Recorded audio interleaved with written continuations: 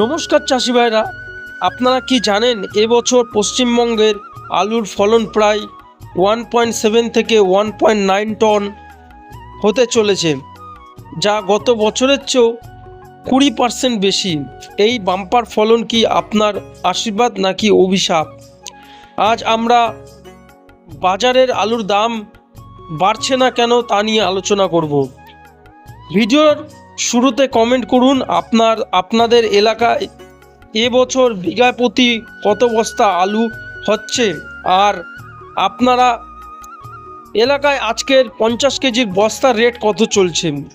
ঝটপট কমেন্ট করে জানায় ফেলুন। তো বন্ধুরা, জ্যোতি আলু বর্তমানে কিন্তু 450 থেকে 480 টাকা বস্তা। কেন দাম স্থির হয়ে রয়েছে? কারণ খুচরো বাজারের চাহিদা থাকলেও পাইকাররা বড় স্টক করতে ভয় পাচ্ছে। এবার আমি পোখরাজ আলুর কথায় আমি বলি। এবার পোখরাজ আলুর এখন বাজার চলছে 350 থেকে 375 টাকা বস্তা। আর এই আলুটা কিন্তু বিক্রি করতে একটু চাপ থেকে যায় সবই জায়গায়, কারণ এটাকে খুব অল্প সময়ের মধ্যে বিক্রি করতে হয়।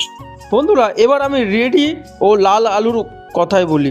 রেডি ও লাল আলুর কিন্তু এখন 500 টাকা বস্তা, 50 কেজি প্যাকেটে 500 টাকা বস্তা।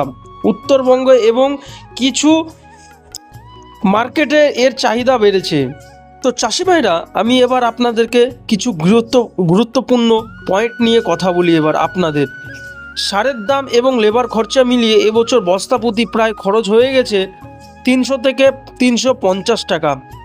তাহলে কি চাষি মাত্র 50 টাকা লাভের জন্য এত কষ্ট করলো? তো চাষি ভাইরা, এবার চলুন ভিন্ন রাজ্যের খবরটা আমি আপনাদেরকে দিই। ভিন্ন রাজ্যের উত্তরপ্রদেশের ইউপি ভারতের সবচেয়ে বড় আলুর উৎপাদককারী কিন্তু রাজ্য। এবছর আলুর দাম মাত্র 40% পর্যন্ত পড়ে গিয়েছে, কুইন্টাল প্রতি 500 থেকে 600 টাকা। ইউপির আলু যখন দক্ষিণ ভারতের কেরালা, অন্ধ্রপ্রদেশ ঢুকে পড়ে, তখন আমাদের বাংলার আলুর চাহিদা একদমই কমে যায়।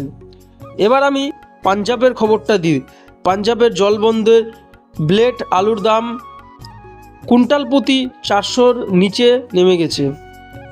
এই খবরগুলো আপনাদের রাজ্যের বাজারের ওপর মানসিক চাপের তৈরি কিন্তু করেছে। এবার দর্শকবৃন্দরা, আমি আপনাদেরকে কিছু দেশের বাইরের কথা বলি আপনাদেরকে। দেশের বাইরে ধরে নেন বাংলাদেশের রাজ্যনীতির অবস্থার কারণে পেট্রোলিয়াম পাম্প অথবা বেনাপুলের বর্ডার দিয়ে আলুর যাওয়ার পরিস্থিতিও কমে গিয়েছে। আগে এখানে দৈনিক 50 টন আলু যেত, এখন তা অনেক কমে গিয়েছে। এবার আমি যদি নেপাল ও ভুটানের রূপান্তর বাড়ে এবং বাংলাদেশের পরিস্থিতি স্বাভাবিক হয়, তবে মার্চের শেষের দাম বস্তা প্রতি প্রায় 50 থেকে 100 টাকা বাড়তে পারে। এবার আমি আপনাদেরকে হিমঘরের আপডেটটা দিই। হিমঘর অথবা স্টোরেজ রুমের 1 মাস থেকে হিমঘর অথবা কোল্ড স্টোর লোডিং শুরু হচ্ছে। রাজ্যের সরকার 30% কিন্তু জায়গা ছোট চাষিদের জন্য রাখে দিয়েছে। এবার আমি হিমঘরের বন্ড নিয়ে কালোবাজারির হতে পারে। আপনার আলু যদি ভালো মানের হয় তবে রাখুন।